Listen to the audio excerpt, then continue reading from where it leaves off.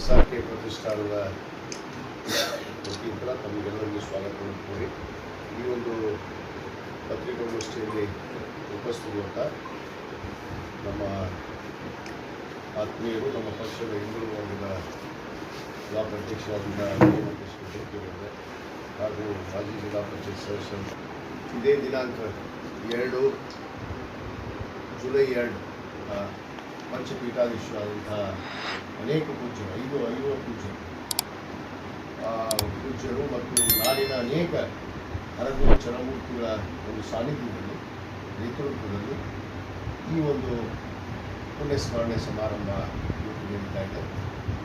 ಆದ ಕಾರಣ ನಾನು ಮಾಧ್ಯಮದ ಎಲ್ಲ ನಮ್ಮ ವರದಿಗಾರರಿಗೆ ವಿನಂತಿ ಮಾಡಿಕೊಂಡಿಷ್ಟು ತಾವೆಲ್ಲ ಈ ಕಾರ್ಯಕ್ರಮಕ್ಕೆ ತಾವು ಕೂಡ ಆಗಮಿಸಬೇಕು ಮತ್ತು ಹೆಚ್ಚಿನ ಒಂದು ಬೆಳಕನ್ನು ಮತ್ತು ಈ ಪ್ರಚಾರವನ್ನು ಏನು ಮಾಧ್ಯಮದ ಮೂಲಕ ಈ ನಾಡಿನ ನಮ್ಮ ಕಾಶ್ಯಪನ ತಂದೆಯವರ ಬಂಧು ಬಳಗ, ಅಭಿಮಾನಿಗಳು ಮತ್ತು ನಮ್ಮ ಪಕ್ಷದ ಎಲ್ಲ ಮುಖಂಡರು, ಕಾರ್ಯಕರ್ತರು ಈ ಕಾರ್ಯಕ್ರಮದಲ್ಲಿ ಭಾಗವಹಿಸಬೇಕು.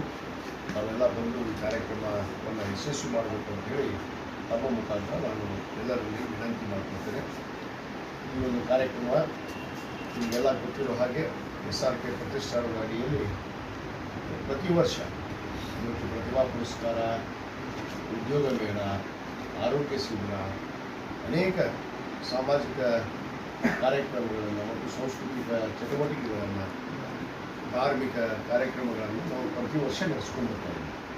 ಯಾವ ರೀತಿ ಕಳೆದ 22 ವರ್ಷದಿಂದ ನಾವು ಈ ಸಾರ್ವಜನಿಕವಾಗಿ ಧಾರ್ಮಿಕ, ಸಾಮಾಜಿಕ, ಶೈಕ್ಷಣಿಕ ಈ ಎಲ್ಲ ರಂಗದಲ್ಲಿ ಈ ಒಂದು ಕಾರ್ಯಕ್ರಮಗಳನ್ನು ಪ್ರತಿಷ್ಠಾನದ ಅಡಿಗೆ ನಡೆಸ್ಕೊಂಡು ಬರ್ತಾ ಇದ್ವಿ.